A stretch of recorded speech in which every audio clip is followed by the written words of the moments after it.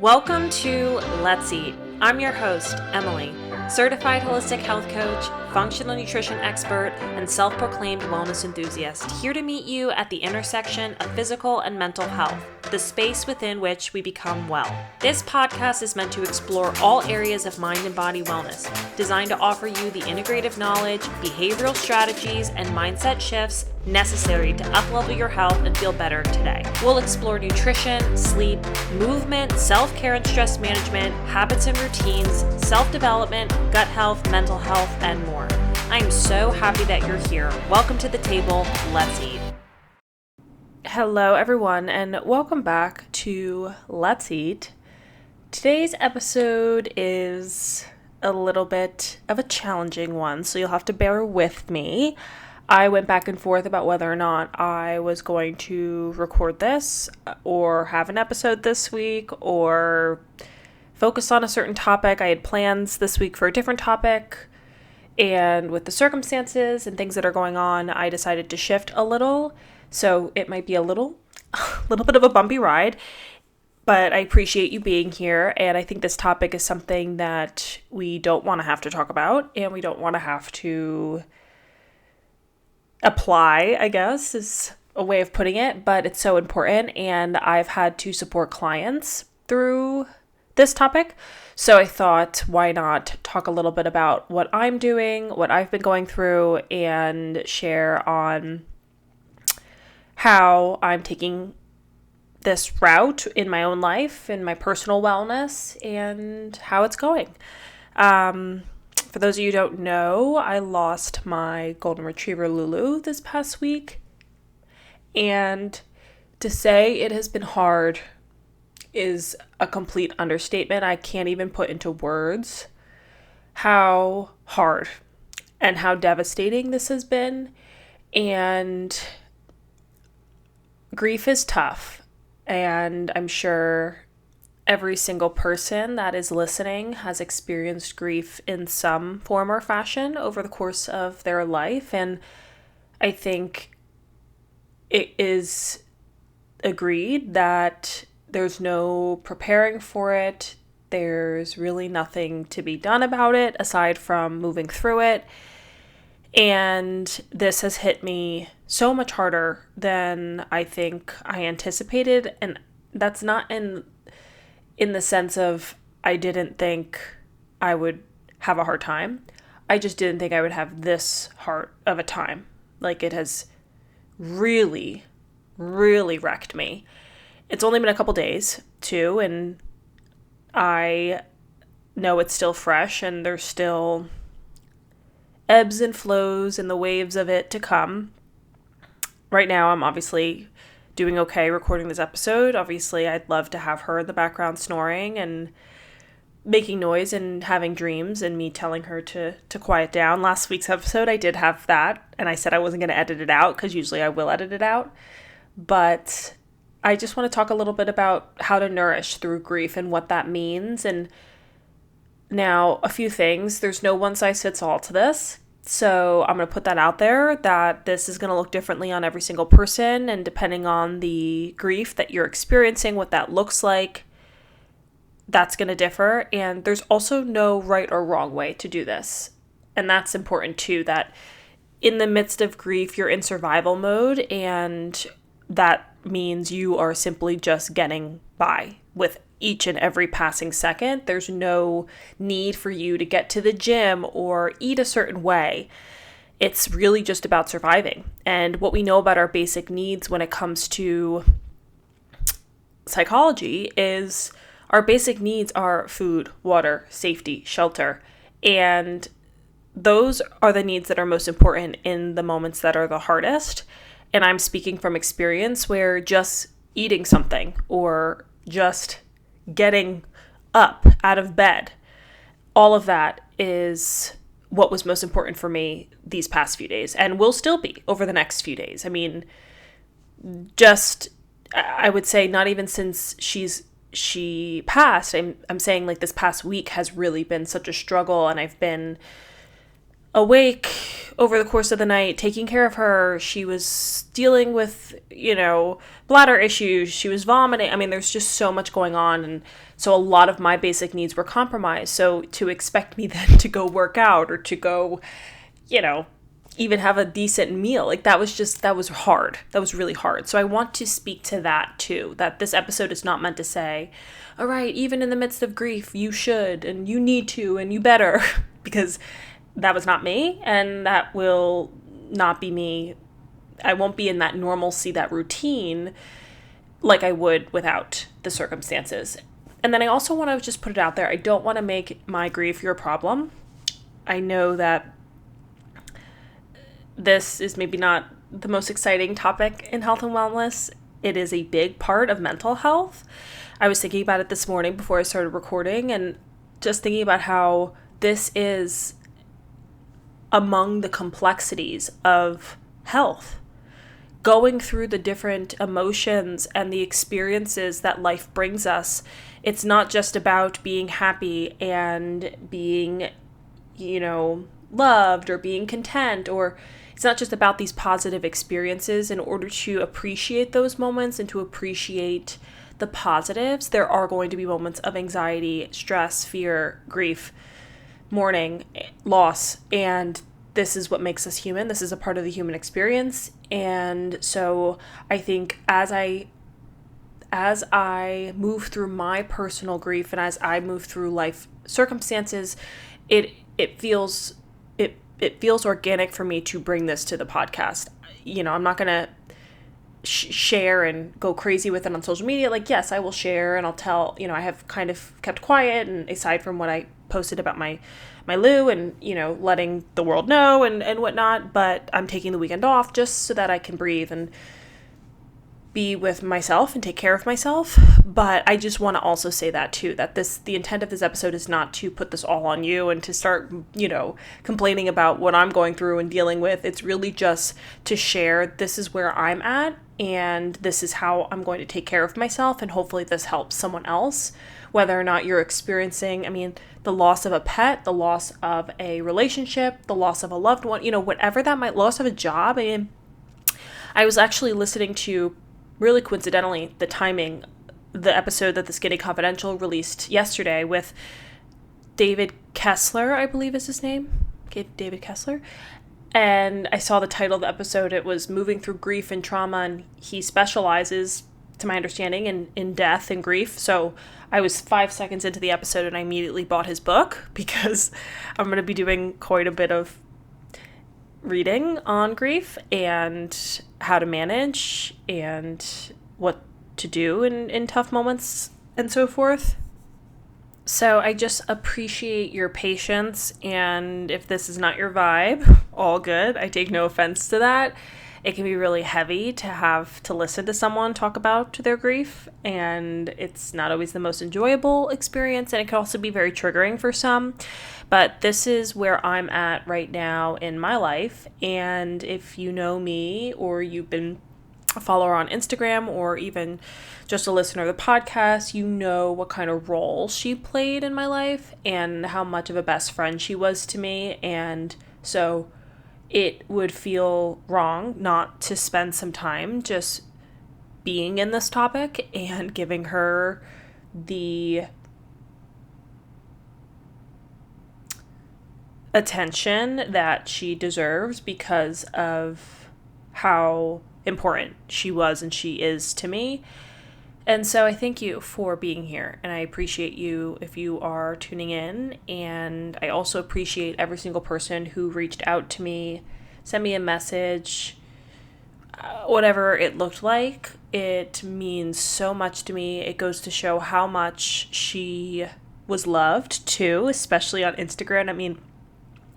I started my Instagram in 2018 and I got Lou in 2017. So most of my platform was most of her life, and I was very open with sharing her role in my health and how she was my partner in crime, and it's just very strange. Even recording this episode, being home, I'm having a really hard time being here It feels very empty in here. It feels very quiet in here. So this episode today is partially because I need to talk and to fill the space and the silence, and recording episodes really helps me do that because it cuts through the silence, but I'm still expecting her to walk around the corner. I'm expecting her to be laying next to me while I record this, to be annoying me while I record this. So it's been a lot. So thank you for being patient and tuning in to this week's episode of Let's Eat. It's not the most enjoyable topic, but it's an important one, and let's get into it. So, like I had said before, when we're in survival mode, when we're grieving, when we're mourning, when we're trying to grapple with a new way of life, a new normal, dare I say, I know that phrase has kind of been abused a little bit, our basic needs are really all that matter. And when I say our basic needs, I'm referring to Maslow's hierarchy of needs, and this can be looked at a number of different ways in terms of psychology, but really the concept of our basic needs are really what we can manage because we're truly in that mode of survival. That the expectation that we should be performing at our best or being as productive as we could be or should be, or hitting all of our health and wellness goals is so unrealistic because just getting through the day, just getting through moments is challenging. And that's really much of what I felt this week. Tuesday, Wednesday were really, really tough. I ended up canceling, I canceled some of my day just because I wasn't in the headspace to do much of anything at all. And I didn't know what was going on. I didn't know what to do. I didn't know how to help her. And she wasn't eating. So I was trying to get her to eat. And I spent much of the week on the floor with her. And the last thing I wanted to do was work out. The last thing I wanted to do was eat. The last thing I wanted to do was go for a walk. Or, like I had said, Tuesday night and Wednesday night, I didn't sleep. And it was because I was up with her most of the night. And she was uncomfortable. And I was not able to rest like I could have if, it was a normal night of sleep, right? So a lot of those basic needs were compromised, partially because I was tending to her and worried about her basic needs, but also because I just didn't have any interest in taking care of myself. I know that that's important, and especially as I move through this grieving process now that she's gone, I know that that's going to be a big priority, but everything in me has no interest, because when you're grieving, who cares? Quite frankly, who cares? On Thursday, Friday, I could have cared less. Is that the saying? Couldn't care less. Couldn't have cared less about my business, about work, about working out. I knew it would make me feel better, but I didn't care about it because in those moments, all I was worried about was her and what was going to happen and what I needed to do. And I was hurting, and I'm still obviously hurting. And those things just seem so insignificant. I had no interest, kind of that what's the point energy. And I know you're listening and can relate, depending on where you're at in your health and wellness journey, whether you're someone who avidly exercises or if you are working on, I think you probably feel this energy in some form or fashion related to something. Right? Like that what's the point energy when you're feeling so low and feeling so broken and so empty and so sad. And I really tried to be patient with myself with that because I knew that it wasn't going to last forever, because I know I have a passion for fitness. I know I love my work. I know it's going to be the best thing for me to invest my time and my focus into while I move through this process. And I think It's just those moments that you have to be willing to give yourself grace around, because nourishment will look differently in those times. I mean, nourishment for me these past few days was just eating it all. Didn't matter what it was. I had to eat something. I had to drink water. I had to even just take a deep breath. That was nourishment for me these past few days. And knowing that that would help to just calm my nervous system a bit. Yesterday, I had a lot of anxiety. I was describing my experience like I was homesick. I felt very homesick yesterday. I think part of it had to do with the fact that I wasn't working. And Fridays, I always work. So partially being away from work, which I know it was better for me to not be at work, but I'm saying just being out of that routine felt really foreign to me. And I just felt really homesick. My heart was racing, and I kept saying, I just feel homesick. I feel homesick. And I think because she's so much of my home, and I said to my mom, I just feel like she's so far away from me now, which obviously she is. But in all of these 8 years, the farthest she'd been was maybe if I was on vacation or if she spent the week at my mom's, but I always knew where she was. And so this homesickness felt like, it felt real. Like it was like that feeling you have when you're away from home and you feel homesick. Like that was what I was feeling yesterday. So my appetite just wasn't there. I didn't want to eat anything. I just didn't feel like it, and I'm not going to try to say, like even as a health coach, I really wanted to eat. No, I literally did not. I don't want to go for a walk. That was, I'm saying this, it's so new. It's so new. And so I'll give it time. But the thought of going for a walk without her, absolutely not. I could never walk again and it would be fine. And now, in 6 weeks, let's revisit this topic. I'm sure I'll feel differently. But how wild it is that all of it just becomes so unimportant in those moments where you're just so sad and so grieving and so devastated, and how those moments, nourishment will inevitably look differently, but that is the nature of health, is allowing your definition of nourishment, your definition of balance, even your definition of health to look differently every single day in every single stage of life, no matter what that looks like. And that's so important. That's so important. For me on Friday morning, it was not setting an alarm and just sleeping. And I slept for 10 and a half hours, Thursday to Friday. It was not going on my computer yesterday. Today, I ended up going to my Pilates class, which was great, and now I'm recording this episode. Later today, I actually scheduled a sauna and a cold plunge at the new studio that just opened, so I'm heading there in a few hours, and then just kind of laying low. But it's going to look differently, and the title of this episode being Nourishment Through Grief, it's about finding what that means to you every day in the midst of the grief.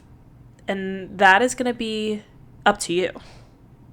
But I think the bottom line is that you're still taking care of yourself. That's really what I want to be sending you away with this message or with this episode. The message being that you are continuing to take care of yourself and prioritize your wellness in even those micro steps, like taking a sip of water or like sitting outside in the sunshine or whatever the case is, even when you're feeling the heaviness and the weight of grief, of loss, and more.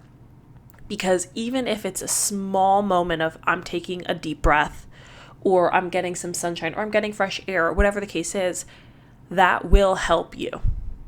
That will help you. It might feel like it won't. It might feel like that energy I said before, what's the point?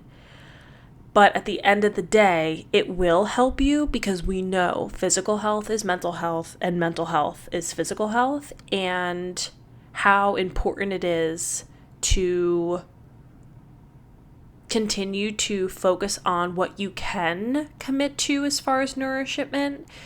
allows you then to make it at least maybe a small percentage easier for you, even if it doesn't feel like it, even if it's like a splitting, like a fleeting moment. Splitting, I don't know why I said splitting. Fleeting moment. I'm just not pressing pause on this recording, just full disclosure. I'm just going and talking and letting myself go.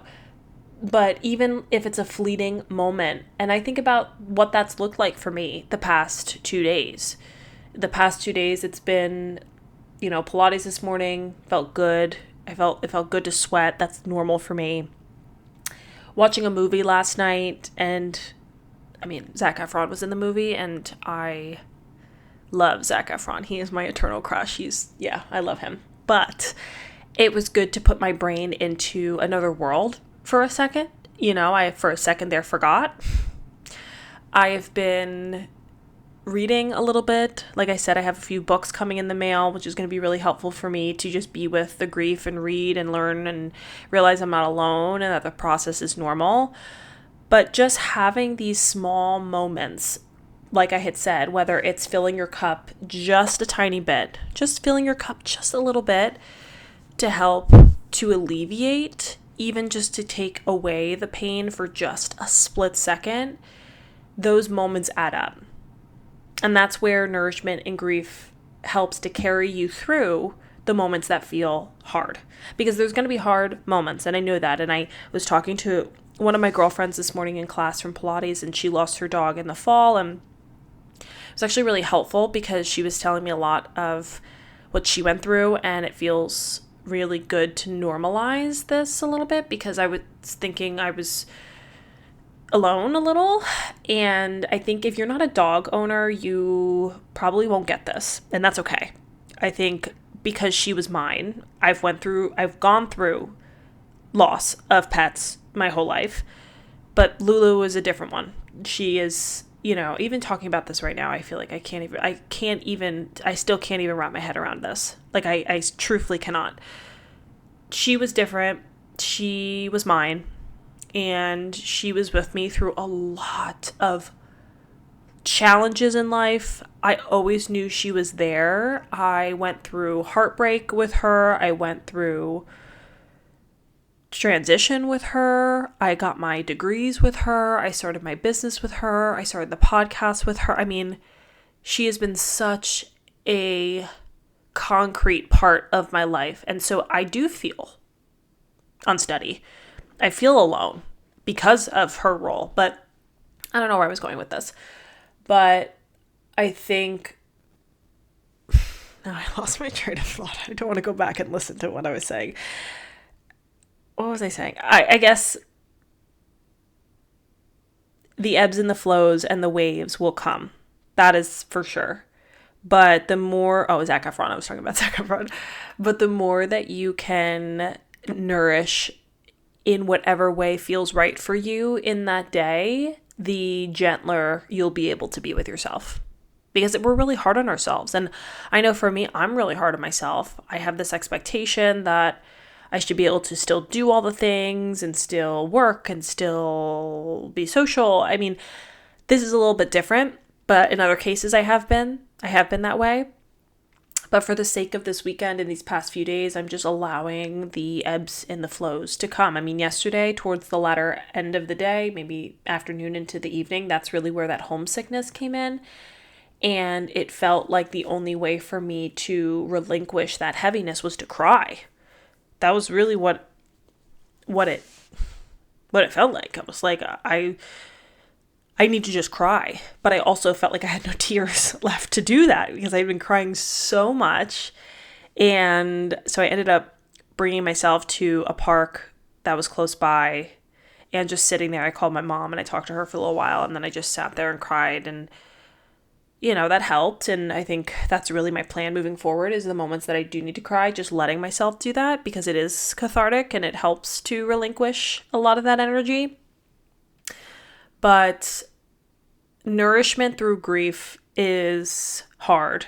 And like I had said in the beginning, it's not about maintaining all of your normalcy and trying to push through, because if we're pushing it down, emotions are stored in the body, my friends. And if you're pushing this emotion down and you're avoiding the grief and you don't want to feel it, that's just going to manifest in other ways. And to an extreme, it manifests as physical illness. I know this to be true. I've seen it happen. Emotions are stored in the body, and if you're trying to avoid feeling, it's just going to show up in other ways. So the best thing you can do is move through it. You can't go over it. You can't go under it. Move through it. Move through the moments and feel the feels. And that's really what I'm trying to do here, is not to say I would be the type of person who would avoid it. I'm just so emotional that I just don't think it's possible for me to do that. I really don't think I'm that type of person that can just be like, oh yeah, I'm good, no big deal, let me just go back to my life, because I'm just so emotional. There's just no way. But I'm trying to be graceful with it and take care of myself throughout it, because that is the control that I have here. I can't bring her back. I can't change what has happened. All I can do is move forward, take each day slowly, easefully, and take care of myself in response to the grief, in response to the mourning, in response to the loss. And that's what I encourage you to do too, if that's something that you are navigating right now. And like I said, this can be the loss of a relationship, this can be the loss of a job, this can be the loss of so many different things. And it's fascinating, and I don't know if some of you, if you know this, but I got Lulu when I was going through a really hard breakup when I was 22. And my mom had said to me, you should get a dog. You should get a puppy. And I hesitated for not even a second. And then I said, yeah, I'm going to do that. And I knew her name was going to be Lulu. Her name comes from the nickname that my dad and my grandma called me growing up, Emily Lulu. A little bit of a backstory there. And through that breakup, she became my focus. I was grieving that breakup in very unhealthy ways. I was drinking a lot. I was running a lot.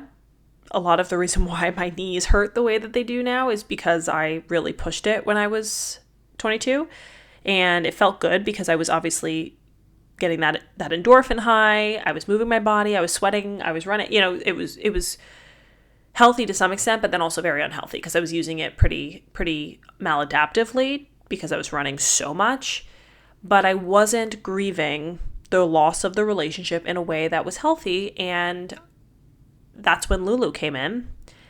And she became my focus and she became my priority. And I am so grateful for her for a number of reasons, but especially because of that time, because that was my focus then, and she became mine, and I could put my energy into her, and grieving became a little less challenging. It still was really hard, and that summer that I had her was hard, but I had her, and I think it would have looked a lot differently had I not had her. And then, moving on from that, I had so many milestones happen over the course of my 20s with her. And I look back to who I was at 22 and who I am now at 30 and what a difference my life is.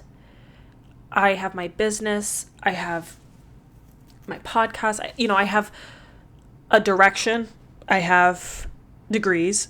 I just feel like I'm a completely different person, and I have her so much to thank for that because of how much of a support she had been throughout these past 8 years. And I think it would be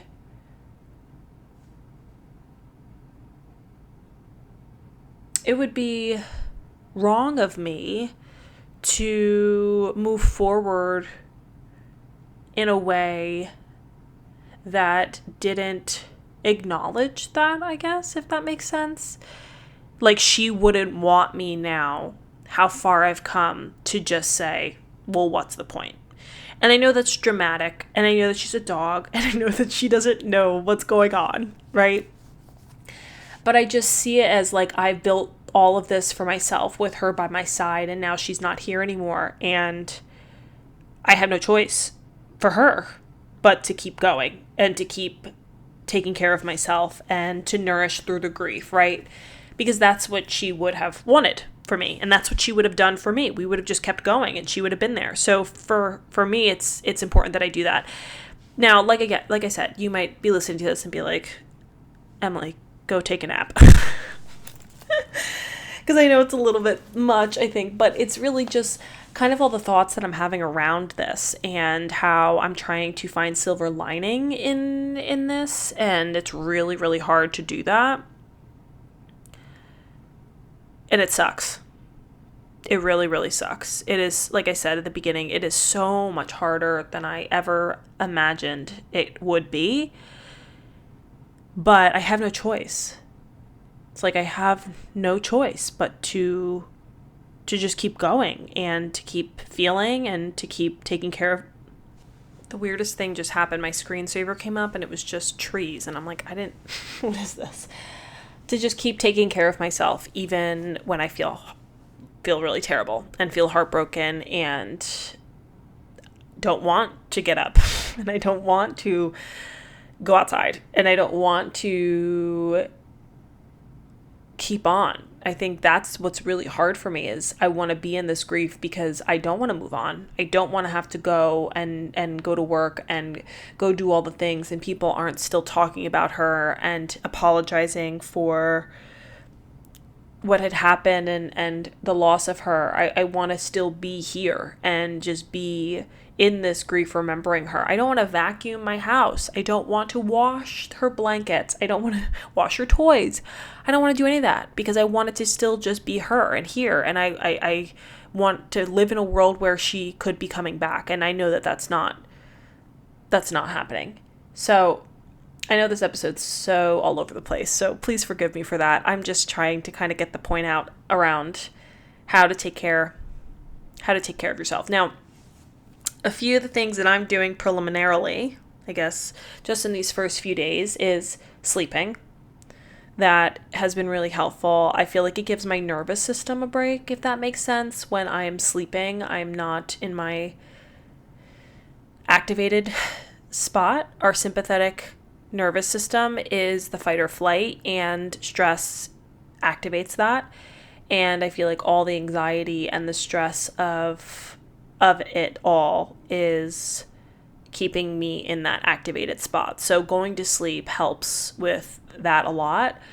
I'm really going to try to journal a lot this week. I have been kind of putting it off because the thought of being silent with my thoughts is a little scary right now. And I really would like to get into my meditation a little bit more. You know, February is the month of love, and she died the day before Valentine's Day. And I kind of want to just spend the next 2 weeks just being in that space of self-love, showing myself patience and grace, and doing all the things that help me feel loved, because she made me feel loved every single day. And it can be really hard when you lose that to feel good. You know, it's not that I don't have other people in my life that make me feel good, but just having the constant of her made me a better person. I know that without a doubt. So just spending the next 2 weeks focusing on that, focusing on filling my own cup, being really selfish about it, you know, and doing what I need to set boundaries, to take time off, to breathe. So a lot of that will look like journaling, meditation, reading. I really want to lean into the new books that I'm anticipating today and tomorrow. Really focusing on gentle movement. I think walking, as much as it sounds lovely, I think walking is going to be really hard. And you know what's so fascinating is I had a client when I was a therapist, and without obviously giving too much detail about her situation, she and I were working on grief around her pet. And she used to tell me she couldn't go for walks. It was too hard. She was having such a hard time with this process. And at no point did I feel like it was invalid. Her feelings were very valid. It's not that at any point I judged her for it. But I just remember thinking, I wonder if this is how I will feel. I wonder. She was having such a hard time. such a hard time, and a lot of what ifs, a lot of could I have done something different, and that's a lot of what I'm feeling right now. For those of you who don't know, her cancer went undetected for many months, and when it was finally detected, had been several months, and so the expectation was she wasn't gonna live very much longer. And so there's a lot of guilt and a lot of working through this. What I have done? Could I have caught it sooner? Could there have been different steps taken? And at the end of the day, it happened. The way it happened was the way it was supposed to happen. And I went many months without knowing she had cancer. So that maybe was for the better because I could just be with her and not think so negatively. And the toll that the past 2 weeks have taken on me have been a lot. The anxiety, the stress, the not wanting to leave her, the hyper fixation on her behaviors, her symptoms, the buying of so many supplements and so much food for her. I mean, I'm going to donate all the food that I did end up using, but really so much of my energy went into it. And I would not change a thing. I would not change a thing. All of it was because of how much I love her and how much I care about her. But to think that that could have been me for 6 months, oh boy, that would have been really, really, really hard. So my mom said, maybe it is a blessing in disguise that you didn't find out about it until later on. And I'm trying to obviously work through that and accept that and say, yeah, that does make sense. Of course, there's still that part of me that feels otherwise. But I don't even know where I was going with this. Oh, but the client that I was seeing, she had such a hard time. And I remember thinking, I wonder if this is how I'll be. I wonder if this is how I'll experience grief with her, losing her. And sure enough, I feel it. I really do. And I just can't even put into words how heavy this is and how much I miss her. And how many times I said over the past 48 hours, I want her back. I want her back. I want her back.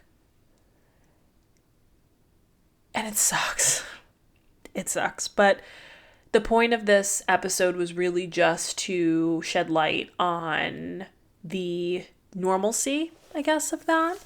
And then marry that with the importance of meeting yourself where you are and finding ways to take care of yourself, even in the midst of that, and not expecting yourself to meet your fitness goals and eat all the right things and get all your greens in and take all your supplements, because I get it. In those moments, it feels like a lot, and it also feels like the very last thing that you want to do. So my advice to you is to meet yourself where you are. Take a centimeter from there. Figure out what will help me feel uplifted today, what will help me feel a little bit better, a little bit better. And maybe that means just laying in bed all day. Maybe that means laying on the couch all day. I just want to give you the grace and the patience and the understanding and the flexibility that I am trying to give myself, and know that there's no right or wrong way. But nourishment and finding a definition for that in the midst of your pain, I think can be so, so helpful. Can be so healing, can be so important, even in the darkness, to have that small amount of light. What a powerful thing that can be. Because slowly over time, that small light will become bigger, will become brighter, and there'll be more light than there will be darkness. That's what I'm looking forward to, is the day that there is more light than there is darkness, and being patient with when that day comes. So thank you for bearing with me through this episode. It is so hard to even put into words what these past few days have been like. Thursday especially, making the decision. Luckily, the vet that I had been seeing, she makes house calls, so that didn't require me to have to bring Lou to the vet and walk her in there. And that is a whole different horror in and of itself. And I was able to hold Lou when she died, and it was peaceful. And I got my time after, to just be with her and hug her, and then that was it. So the waves have been heavy and really, really difficult, but I feel lucky to also have moments where it subsides a little. And like I said, just being able to be in those moments and appreciate those moments, that is what I feel grateful for. And I encourage you that in your moments of grief and your moments of difficulty, and when it feels heavy, to be with that heaviness and let that heaviness pass through you. And then in the moments where you are able to maybe smile or laugh or fill your cup in some way, that you show some gratitude for it as well. Because those moments, just as the hard moments come and go, those moments too will come and go. And eventually get to a point where the hard moments are lesser and lesser, and the smiling moments and the laughing moments and those normal moments are much more common and frequent. And that's how it goes. The process is ongoing, though. I don't think there's ever an end when it comes to grief. I think our culture really does a horrible job with grief, and so it's really up to you to be patient with the process, because it can come and go, and it can hit you a year later. Everyone's so different. But my goal for this next week, like I said, the next 2 weeks, is to really just focus on how to take care of myself, be patient with the emotions that will come, and try and stick to some routine. That's kind of what's thrown me off these past few days, is I'm not in routine, and that's okay. It's completely okay. But I think as I start to get on my feet again, that's going to be something that I really focus on, is, how does my day look, and how can I implement as much routine into it, giving myself space and grace, and maybe not overwhelming myself or expecting too much of myself, but sticking to routine as best as I can, so that I find my rhythm again with this new life that I have, that I'm learning to live again. And that's, I think, the best way to go about it, while honoring the emotions. And, in dialectical behavior therapy, I've referenced this form of therapy before. We talk about dialectics and how we can be sad, we can have grief, and I can still take care of myself. I can still go to work. I can still feel okay. It's not, it's this or that. That's the difference. When we think about this or that, it's usually joined by or. So I can feel grief, or I can go to work. I can feel grief, or I can feel okay. And I think when we look at it and we join it with and, it comes with a whole different energy. I can feel grief and I can feel okay. I can hold both of those at the same time. I think, like I had said the other day, I did not say this the other day. I said this 15 minutes ago. Like I said 15 minutes ago, or whenever it was, I think that's my fear is, and I think that's a lot of people's fear when it comes to grief, is moving on and letting go of the grief. Holding on to the grief feels comfortable. It feels hard, but it also feels like I'm still honoring her, and I'm still able to be sad around her, and I'm able to get attention for the loss. It's not that I'm looking for it. I don't know if that's the right word. I'm getting acknowledged for the loss, and I'm able to stop what I'm doing and just be with the loss. And I think it scares me, and I think I've heard this before, where, well, if I move on, if I just get back to my normal life, then it's real. Then she's actually gone. And I think that's a really hard thing that I'm working on right now. I know it's only been a couple days, so I don't want to rush myself out of this, and I don't want to expect that for myself. But I also know I can't spend all my time here.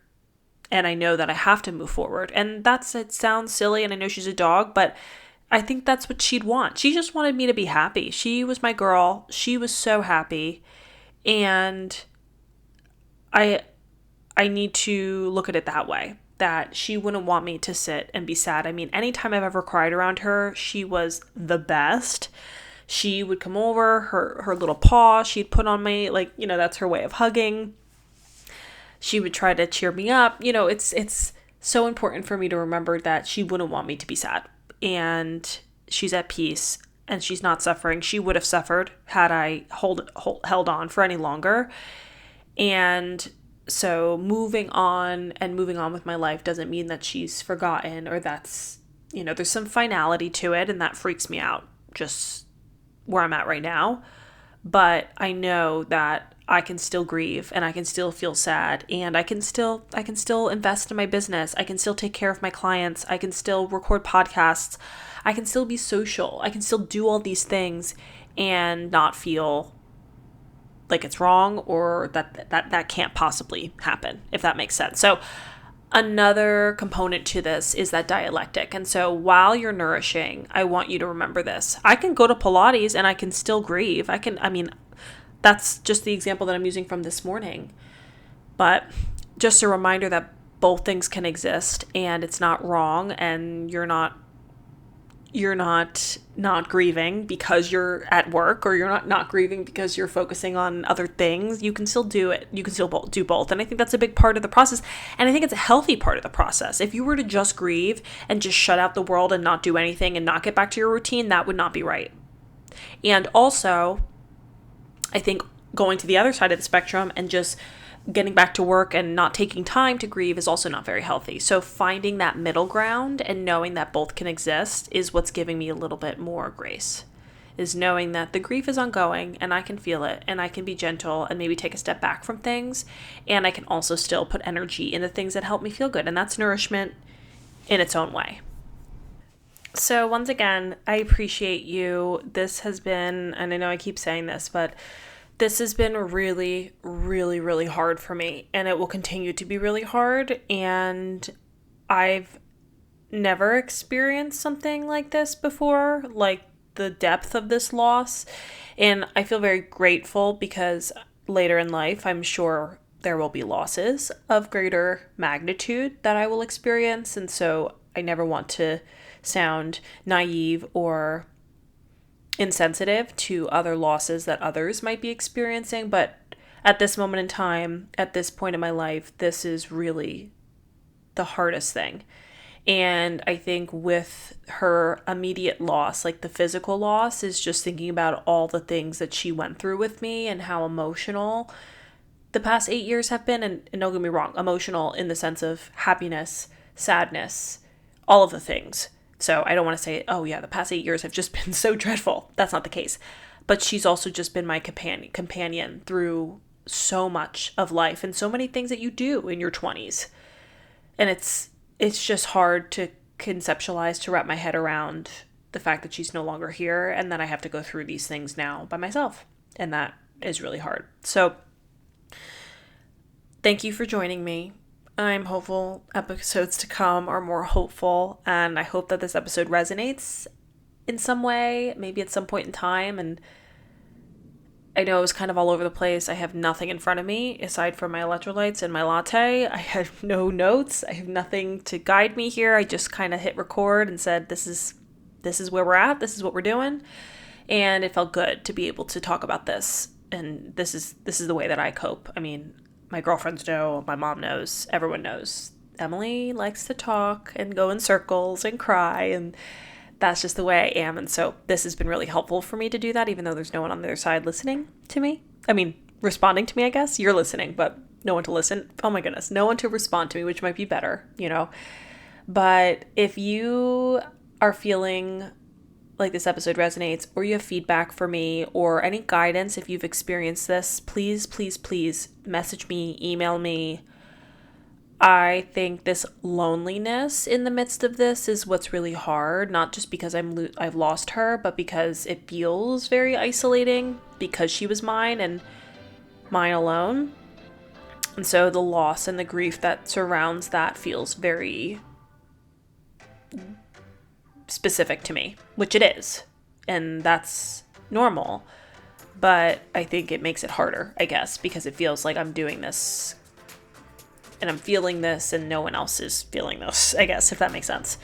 Which I don't expect others to feel it because they're not Lulu's mom. And, I hope you understand what I'm saying.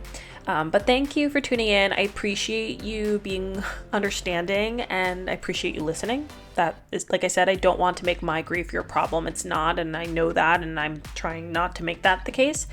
This week I had planned to have an episode about self-love and how to take care of yourself and practice self-love every day in the way I practice self-love because Valentine's Day, but I decided to pivot a little based on the circumstances, and I'm glad that I did, and I hope that you enjoyed today's episode. So, as always, thank you. Thank you for joining me at the table, and I will see you next time. In the meantime, be well.